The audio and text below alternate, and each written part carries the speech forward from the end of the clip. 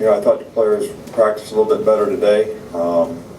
I think it's important that everybody realizes this is a really important SEC West game for us. This is a tough physical team that we're playing.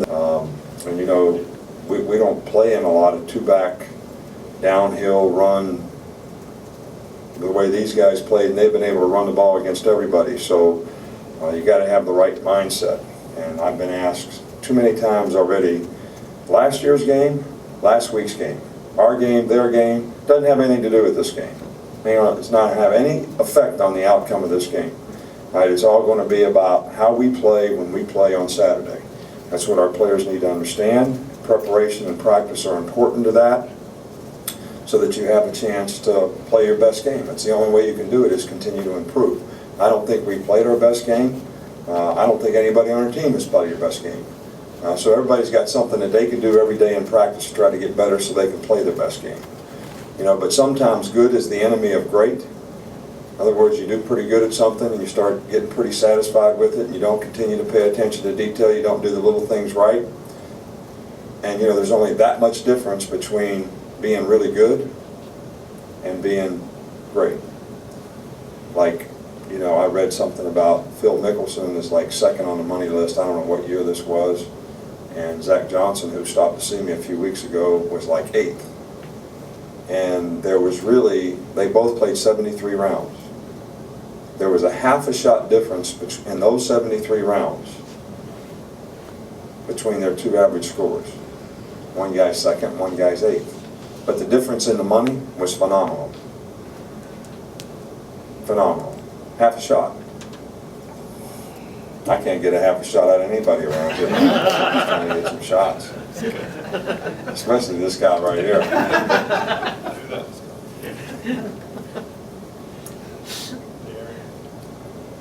Coach, is how well Chad Lindsey's played the last couple of weeks made the decision more difficult when Ryan Kelly gets healthy? Well, we think both guys are good players, and both guys have played well for us, so, it's good to have the opportunity to play both guys at some point in time. So, I don't think it's a difficult decision. I think the chemistry and how we're playing the last couple of weeks has been really good, and I think Ryan is a very good player and did a nice job when he was in there, so the competition is probably healthy for both guys, and hopefully they'll both be able to contribute and play well for the rest of the season. I know you mentioned last year that I think you guys played out of your base 3-4 defense maybe only 20% of the time. This year, has it been even less than that because of the offenses you face, and with Arkansas coming in, is this an opportunity to play that more? Yeah, in regular downs, we haven't played, I wouldn't think we played that much. I haven't looked at the stats to give you a percentage, but we really haven't played hardly against anybody that plays against two backs, and it's just as much of an adjustment for our players to play against two-back runs, regular personnel, two tight ends, two backs, and one receiver, as it is for us to used to be to play against empty. But it's just the style of play now, and I think it's a huge advantage for teams who can run the ball and run downhill and be physical and play, because most teams aren't used to playing against that.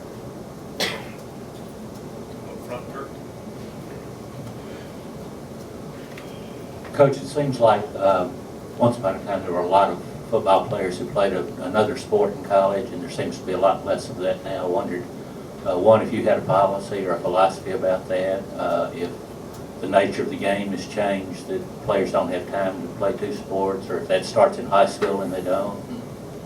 Well, I have no problem with letting guys play another sport if they want to play another sport, as long as they do what they're supposed to do academically. At LSU, we probably had 8-9 guys, either run track or play baseball, and I'm fine with it.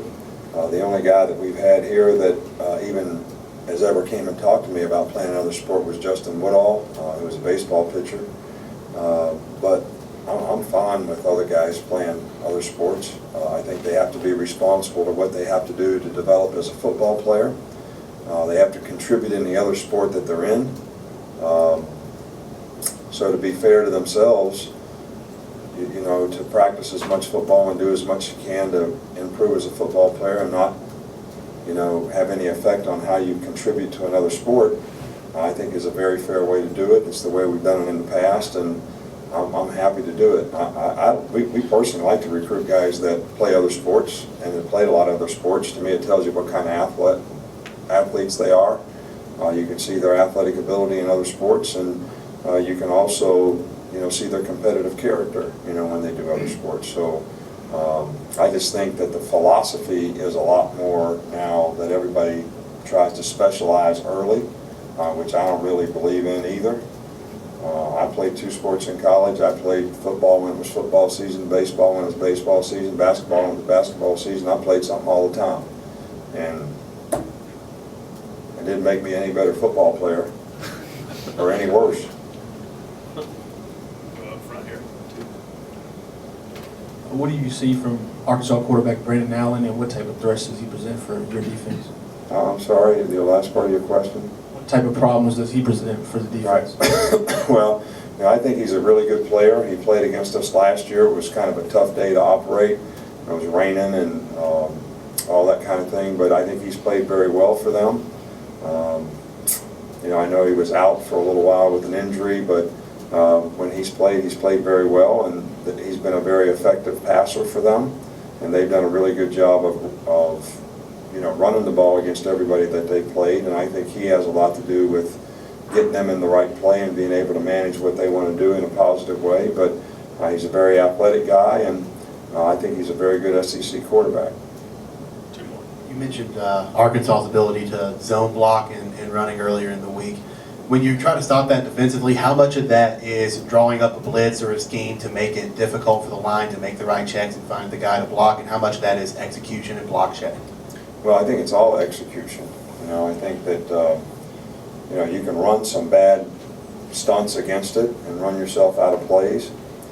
But if you don't strike blockers and control people up front and win on the line of scrimmage, you got no chance. If they run a power play or a stretch D sweep or whatever, you got no chance. I mean, it's a physical game, and guys got to play blockers, and you got to get off blocks, and you got to do a good job of tackling. You got to have good run support on the perimeter and good alley support, and got to do a good job of read and run pass, or they beat you with play action passes. So it's about executing what you have to do, and you cannot do it unless you are physical, strike blockers, and everybody stays in their gap, whatever the call is.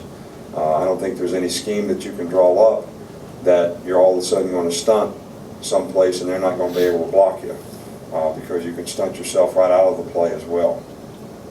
Last one, Mike. I want to ask about your running backs, just the chemistry that they've developed in the 1-2 punch. Just how is that rhythm going with Yeldon and Drake? Well, I think they complement each other, and both guys have a little different running style, and I think it's a real change of pace that they both present, to the defensive players, and both guys have been productive for us, and both guys have done a good job, and we talked about ball security, and that's something that's very, very important, and we need to get more turnovers. We need not to give them away, and those guys are going to run the ball. They have to have great ball security. It's never been an issue for them, but we certainly don't want it to be one in the future. And but we got a lot of confidence in both those players. I got a lot of confidence in Nudie. I got a lot of confidence in D. Hart. And I got a lot of confidence in the 2 young players. So, and I think we have 2 other young players as freshmen that can develop into really good players as well. Thanks, Coach.